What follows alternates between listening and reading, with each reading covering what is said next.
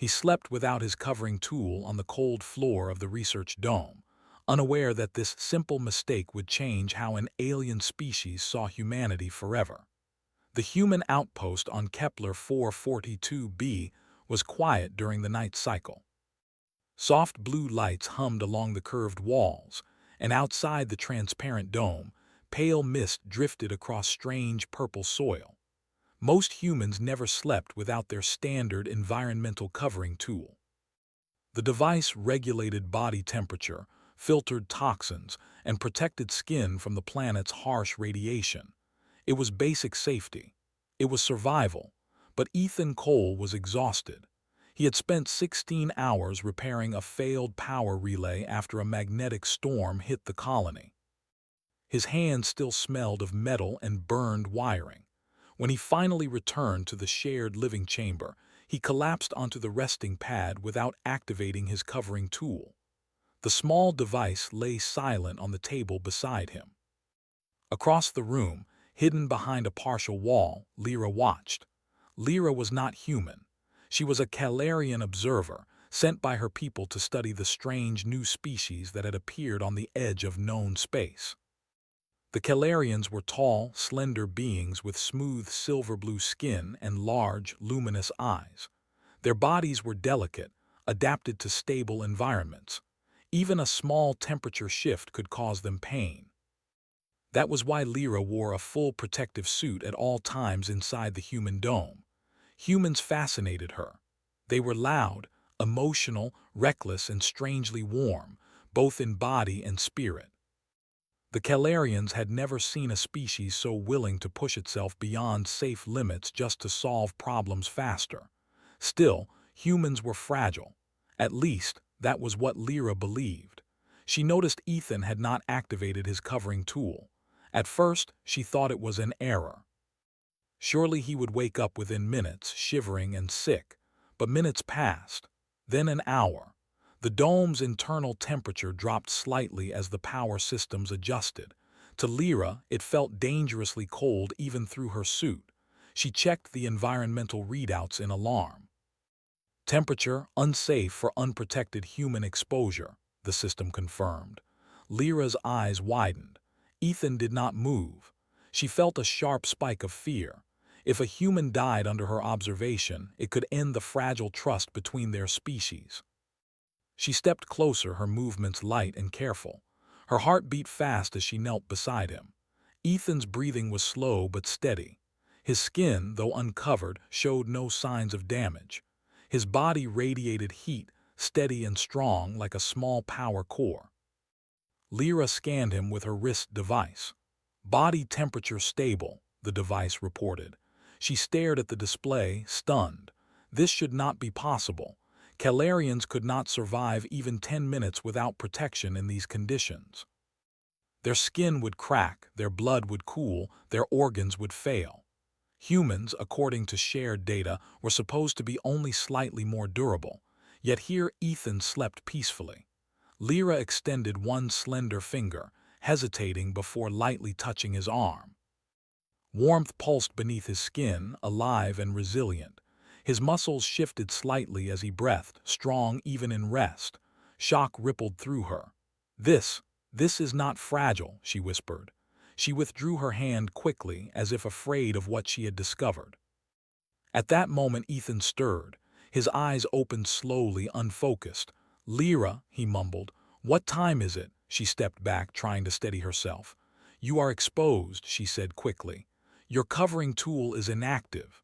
Ethan blinked, then glanced down at himself.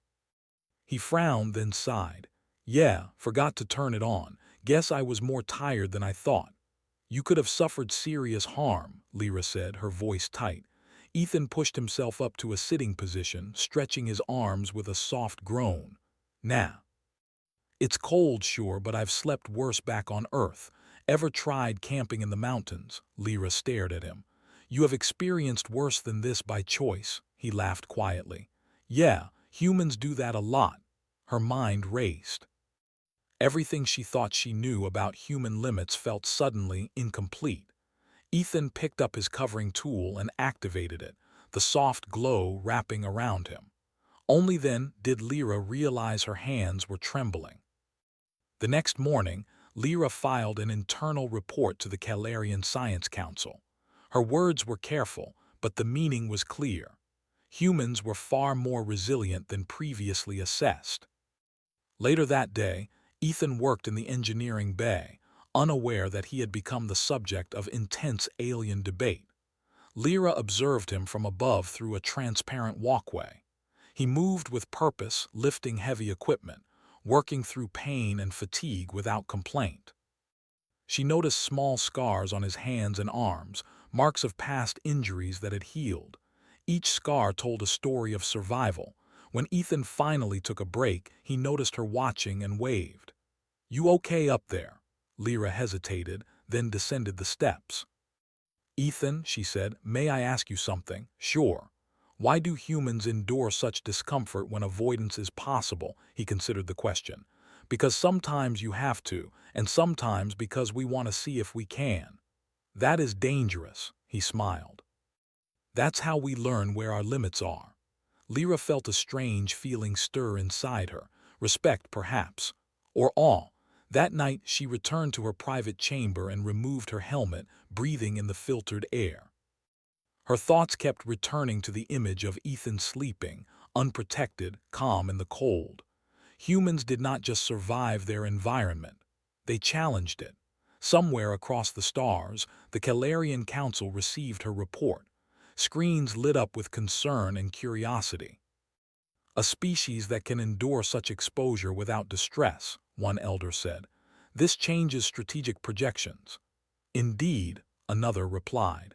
"If humans can adapt so easily, they may become powerful allies or unpredictable rivals." Back on Kepler 442b, Ethan lay awake, unaware of the ripple his simple mistake had caused.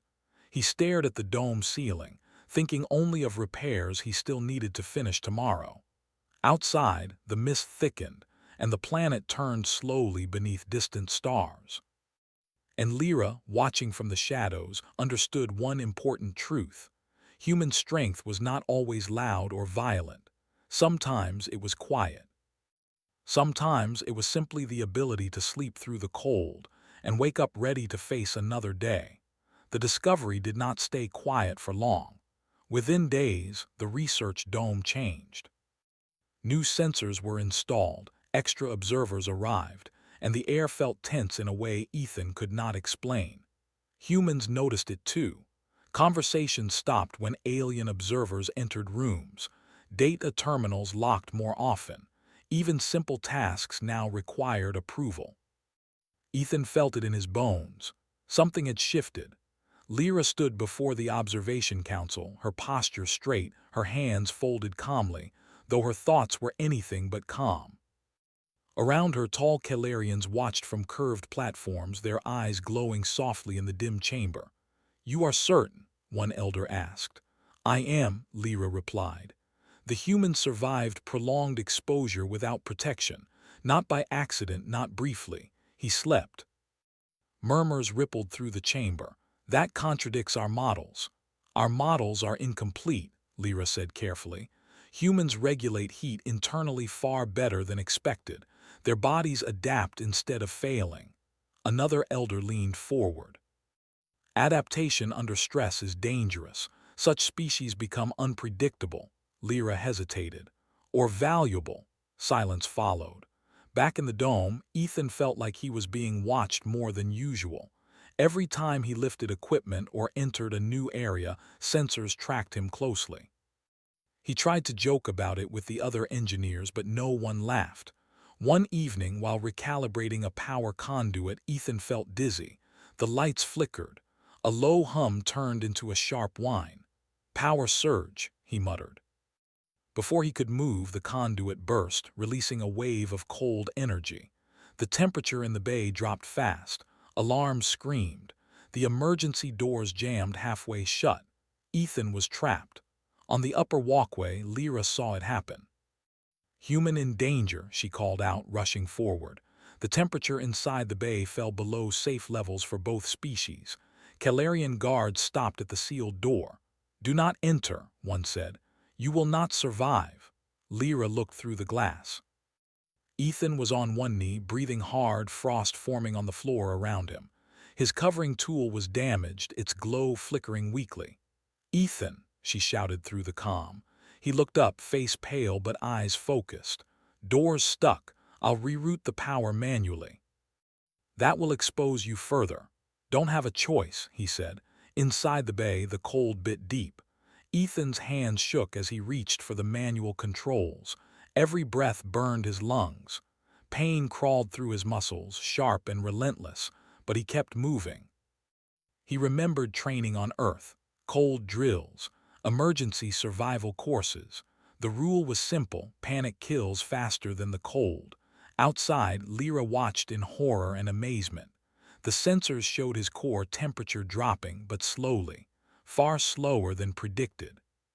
"He is still functioning," she whispered. Minutes passed. Each second felt heavy. Ethan finally slammed the manual override into place. Power stabilized. The alarms faded. Heat slowly returned. He collapsed onto his back, chest rising fast. The door slid open at last. Medical teams rushed in, human and alien alike. Lyra knelt beside him as medics wrapped thermal blankets around his body. "You should be unconscious," she said softly. Ethan gave a weak smile. "Yeah, but I'm stubborn." Later in the medical bay, Ethan recovered faster than anyone expected. By the next morning, he was sitting up, drinking warm water, joking with a doctor. Lyra stood at the door, watching. "What happened in there," she said later when they were alone, "would have killed my people in moments." He shrugged carefully. "Humans don't give up easy." "That is not a trait," she said. "That is a weapon." Her words stayed with him. News of the incident spread quickly. The Calarian Council demanded new evaluations. Humans were no longer classified as moderately adaptable. The category no longer fit. During a joint meeting, tensions rose. "Humans take unnecessary risks," one Calarian delegate said. "They endanger shared facilities." A human commander stood. "We take responsibility when systems fail. We don't wait. You rely on pain tolerance instead of prevention." "We rely on results," the commander replied. Lyra watched both sides, understanding now how deep the divide was. Calarians avoided risk. Humans met it head-on. That night she accessed restricted data, old human history, wars, exploration, survival on frozen worlds and burning deserts. Humans had endured extremes no other spacefaring species would attempt. She finally understood. Humans were not strong because they ignored danger. They were strong because they faced it again and again and learned. The Council reached a decision.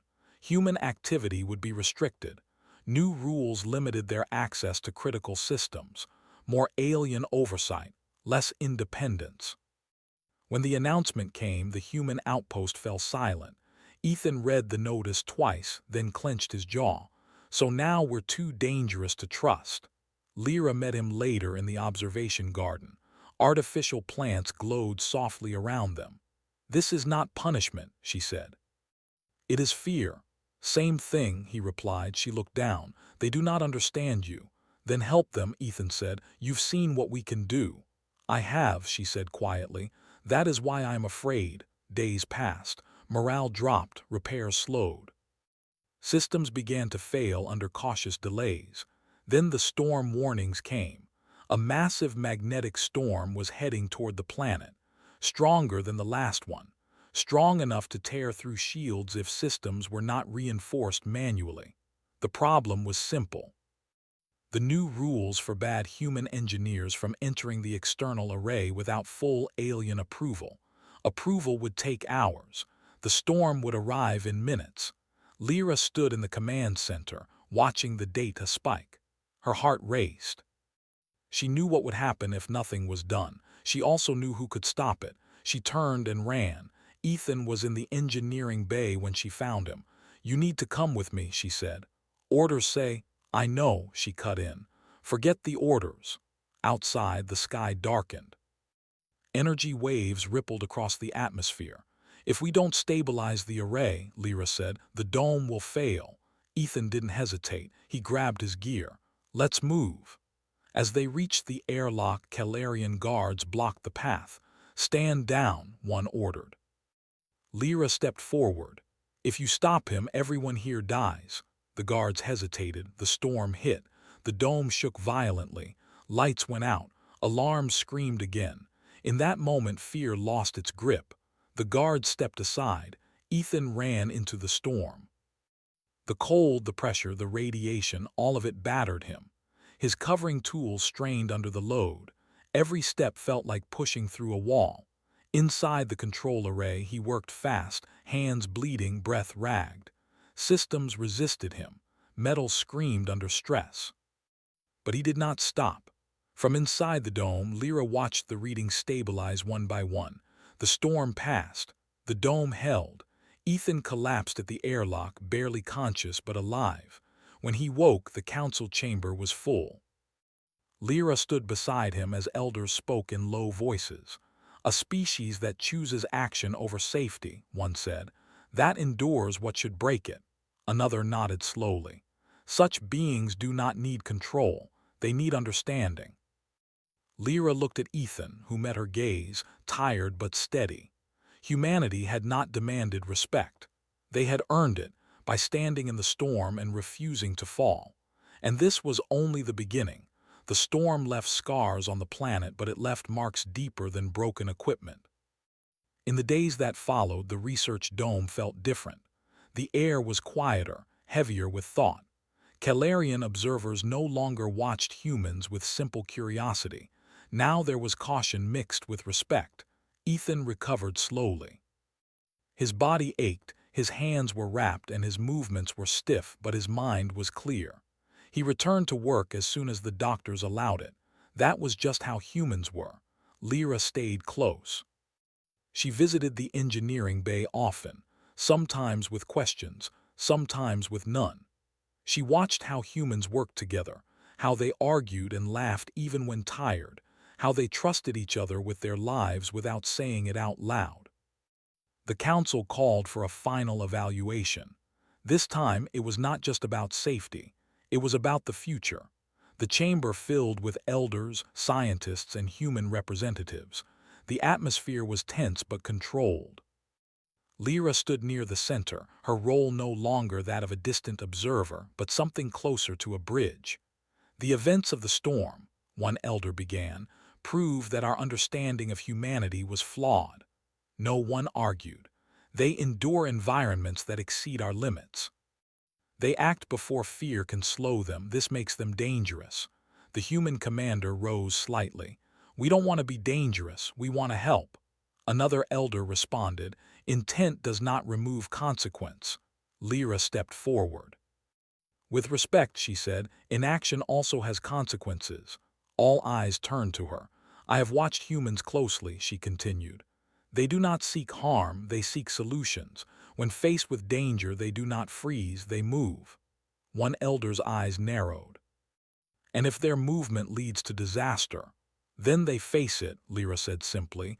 They accept responsibility. That is rare. The chamber fell silent. Ethan sat quietly listening. He did not speak. He knew this moment did not belong to him alone. It belonged to what humans represented. The council withdrew to deliberate. Hours passed. Outside the dome, the planet shifted again. Deep beneath the surface, forces stirred, something no sensor had predicted. The ground trembled once, then again. Alarms sounded. Seismic activity, a technician called out. Rapid escalation, the council chamber shook. Lights flickered. Lyra's heart sank. This was worse than a storm. Cracks formed along the outer shield. Power dropped across multiple sectors. Emergency systems struggled to respond. This is beyond projected limits, an elder said sharply. Human engineers were already moving. Ethan stood. If the ground support pylons fail, the dome collapses. And if humans enter the lower structure, a Calarian scientist said, they may not return. Ethan met his gaze. We know, the commander nodded. Volunteers only. No one stepped back. Lyra felt something twist inside her chest. She realized then that fear had never been the human's main enemy. It was time. The council made its choice. Authorize human-led response, the lead elder said. All restrictions lifted. The words echoed. Ethan didn't wait.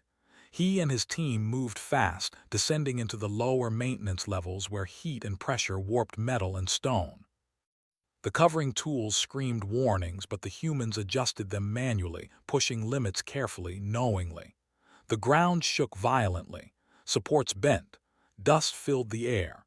Ethan led the team to the main stabilizer. The system was failing, its core cracked by the planet's movement.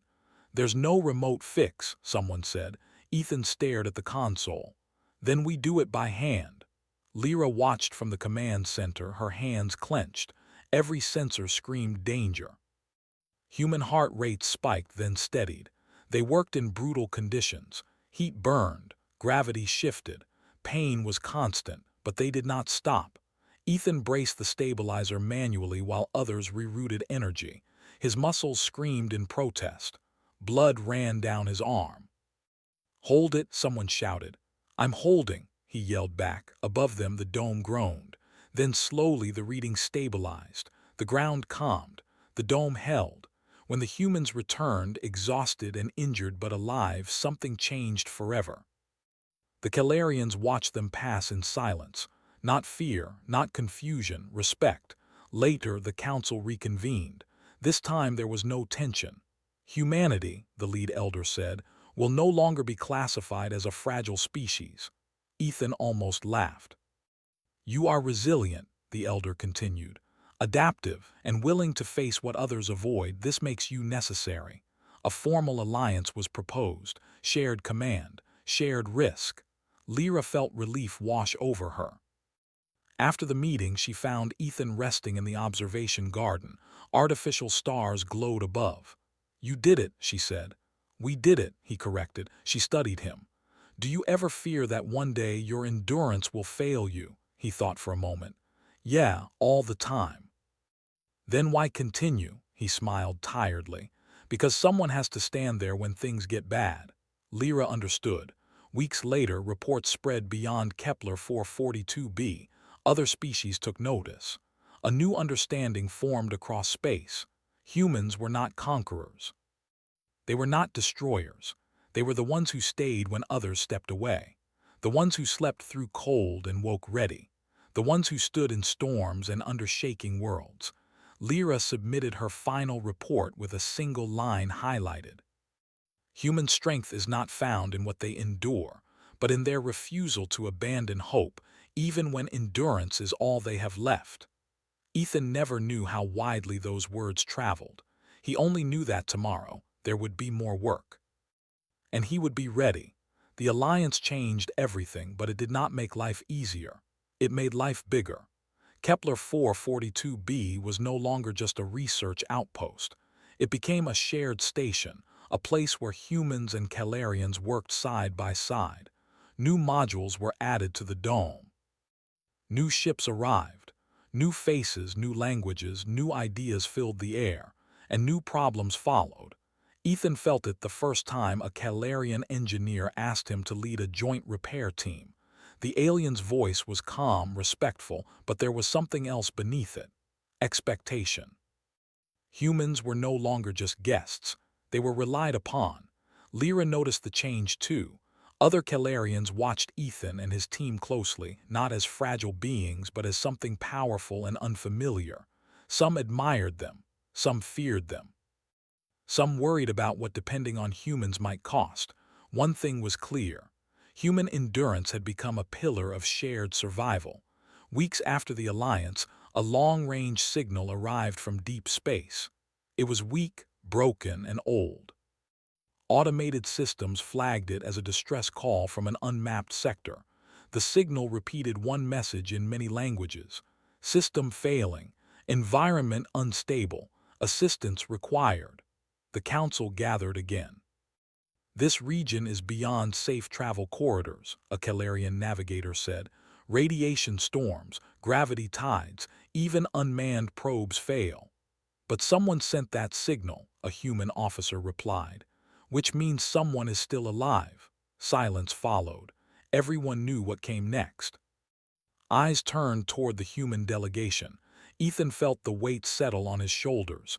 He did not look at Lyra, but he could feel her presence beside him. "We can reach them," he said finally. "It won't be easy, but we can try." "Trying may cost lives," an elder warned. Ethan nodded. "Not trying already has." The council approved a joint rescue mission. The ship was small, reinforced, and pushed to its limits before it even left the dock. Human engineers modified systems on the fly, strengthening weak points, adding manual overrides where automation might fail. Calarians watched with unease as humans removed safety locks. "You remove protections," one said. "We replace them with judgment," Ethan replied. The journey was brutal. Radiation battered the hull. Gravity shifted without warning. Systems failed and were restarted by hand. Human crew members rotated through exhaustion, sleeping in short bursts, eating when they could. Calarians struggled. Even with protection, the conditions strained them. Lyra stayed awake longer than she should have, monitoring life signs, watching humans push past pain with quiet determination. She realized something important during that journey. Humans did not enjoy suffering. They simply accepted it as part of the path forward. When they reached the source of the signal, they found a shattered station drifting near a dying star. Power flickered. Hull breaches glowed with emergency seals. Life signs were weak but present. The station was not built for humans. Radiation levels were extreme. Structural integrity was failing. Every scan screamed danger. "This is beyond safe parameters," a Calarian medic said. Ethan checked the data. "Safe isn't an option." He led the boarding team. Inside the station, heat and radiation pressed down like weight. Humans moved fast, sealing breaches, carrying survivors. Their covering tools glowed at maximum output. One human collapsed. Another took his place. No words were wasted. They found the survivors, an alien species not yet known to the Council. Fragile, weakened, barely alive. Their environment systems had failed long ago. The humans worked carefully, gently, adjusting conditions so the survivors would not suffer shock. Lyra watched one human give up his own thermal buffer to stabilize an alien child. His temperature dropped dangerously low, but he did not pull away until the readings improved.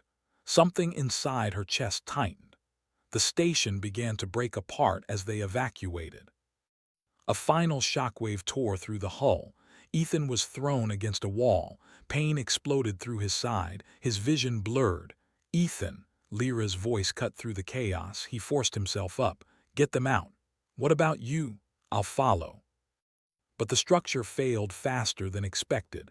A section collapsed between them. Lyra froze. For the first time since she had known him, Ethan saw fear in her eyes, not professional concern, not calculation. Fear of loss. He keyed his calm. "Lyra, go." She shook her head. "No." The radiation spike surged. Human readings screamed critical. Ethan made a choice. He triggered a manual overload, sealing the breach behind him and forcing the remaining survivors toward the exit. The cost was immediate. His covering tool failed. Cold and radiation slammed into him. His body shook violently. Pain blurred everything. But he stayed on his feet. Outside, Lyra felt the ship lurch as the final survivors were pulled aboard. The station began to collapse into the star's gravity well. "Ethan is still inside," she said. "We cannot turn back," the pilot replied. "The ship won't survive." Lyra made a decision that would have terrified her weeks ago. She removed her restraints and moved toward the airlock. "I am going back," she said. "You will die," someone shouted. "Then I will die knowing I did not abandon him." The airlock cycled. She stepped into chaos. Her suit screamed warnings. Pain struck her instantly. She forced herself forward, guided by Ethan's fading signal. She found him on his knees, barely conscious. With strength she did not know she had, she dragged him back toward the ship. Every second burned. They crossed the airlock just as the station tore itself apart. The ship jumped away. Silence followed. Ethan woke days later. He was alive, so was Lyra. The rescue mission changed the galaxy's view forever. Humans were no longer just resilient. They were protectors, and Calarians learned something new about themselves too. They could choose courage. As the ship returned home, Ethan looked at the stars, exhausted but calm. Lyra stood beside him. "You went back for me," he said. She nodded. "Humans taught me that endurance is not only physical." He smiled faintly. The universe was still dangerous. But it was no longer faced alone. The return from the rescue mission did not bring celebration. It brought silence. When the ship docked at Kepler 442b, word of what had happened spread fast. Humans carried injured bodies. Calarians walked slower than usual, their movements heavy with thought. The rescued aliens were taken to medical bays, surrounded by careful hands and quiet voices. Ethan became a symbol, though he never asked to be one. He spent weeks recovering. His body healed slowly this time. The doctors said he had pushed past what even a human should endure. He listened, nodded, and then asked when he could return to work. Lyra visited often. She did not speak much at first. She sat nearby, watching him breathe, watching the steady rise and fall of his chest like proof that he was real, that he was still there. "You should not have survived," she said once. He smiled weakly. "I get that a lot." She did not smile back. "That is not what I meant." She had seen him choose pain over retreat. She had seen him force his body forward when every signal said stop, and she had followed him into danger, breaking every rule her people lived by. She was still changing. So was the galaxy. The rescued species recovered slowly. They were called the Scifi, beings adapted to calm star systems and stable gravity. They had never known storms like the ones humans walked into. When they learned who had saved them, their reaction was not fear. It was awe. "They burned themselves to save us," one Scifi elder said, their voice weak but clear. "Why?" A human medic answered simply. "Because you were there." That answer traveled far. Beyond Kepler 442b, other species listened. Reports spread, not exaggerated stories but data. Human survival rates, human response times, human willingness to enter conditions marked fatal. Some species admired this, others worried. A coalition formed quietly, far from the dome. Species who believed humans were becoming too central, too necessary. They feared dependence. They feared imbalance. They feared what would happen if humans ever chose not to help. The first sign came as a request. A distant station reported system failure, similar to the Scifi incident. The message was calm, controlled, but incomplete. The council debated. "We cannot send humans everywhere," a Calarian elder said. "They will burn out." Ethan, now recovered enough to stand, listened from the back of the chamber. He felt the truth of those words in his bones. But another voice spoke. "If we do not respond," Lyra said, "we teach the galaxy that endurance is optional." Eyes turned to her. "Humans taught us that standing firm can save lives," she continued. "But they should not stand alone." The council hesitated. Then the message changed. The station did not ask again. It simply went silent. That silence felt heavier than any alarm. A joint response was approved, smaller than before, slower, safer, too safe. By the time they arrived, the station was gone. No survivors. The humans did not speak on the return journey. They did not argue or blame. They simply sat with the knowledge that sometimes endurance was not enough if action came too late. Ethan stood in the observation garden that night, staring at the stars. His hands were steady, but his thoughts were not. Lyra joined him. "We failed them," he said. "We delayed," she replied. "That is not the same." "It feels the same to the dead." She did not argue. Instead, she asked, "How do humans carry this?" He thought for a long time. "We remember," he said, "and we try again." The coalition made its move soon after. They proposed a limit on human deployment, a formal restriction. Humans would not be allowed to respond first to high-risk emergencies. It was framed as protection. It felt like a cage. The debate shook the alliance. Some humans argued loudly, others stayed quiet. Ethan spoke only once. "You don't need to fear what we can do," he said. "You need to fear what happens when no one does anything." The vote was split.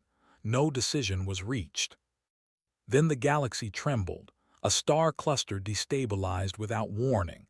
Gravity waves rippled across space. Trade routes collapsed. Stations lost orbit. Worlds faced evacuation under impossible conditions. No species had enough endurance alone. This was not a single rescue. This was survival on a massive scale. There was no time for committees. Humans moved. They did not wait for permission. They spread out, small teams diving into chaos. They reinforced failing stations, guided evacuations, stabilized reactors with shaking hands and bleeding bodies. Other species followed, not because they were ordered to, because they saw humans standing in the worst places and refusing to leave. Calarians adapted their systems to work with human methods. Scifi learned to brace against instability. Species that once avoided risk began to share it. Lyra coordinated efforts from the center, her voice calm, her mind sharp. She no longer froze at danger. She moved. Ethan led where he could, rested when forced, and then stood again. The cost was high. Lives were lost, but millions were saved. When the crisis ended, the coalition dissolved quietly. Fear had not vanished, but it had changed shape. Humans were not gods. They were not invincible. They were simply the ones who kept stepping forward. The final council meeting after the crisis was different from all the others. There was no argument, no raised voices. The lead elder spoke slowly. "Humanity has altered the balance of our understanding, not through force but through presence. The restrictions were lifted, not just on humans, on cooperation. A new doctrine was written, simple and clear. In times of crisis, the strongest response is shared endurance." Ethan returned to his routine after that. Repairs, training, quiet work that never made reports. He still slept sometimes without his covering tool, though now he made sure others did not panic when they saw it. Lyra remained at Kepler 442b by choice. One evening, as artificial stars dimmed, she asked him a question that had waited too long. "What happens when humans finally reach their limit?" He answered honestly. "Then we rest," he said, "and someone else takes our place." She smiled softly. That answer changed everything. Because it meant humanity was not trying to carry the universe. They were teaching it how to stand. And somewhere, in the quiet between disasters, the galaxy learned to breathe again.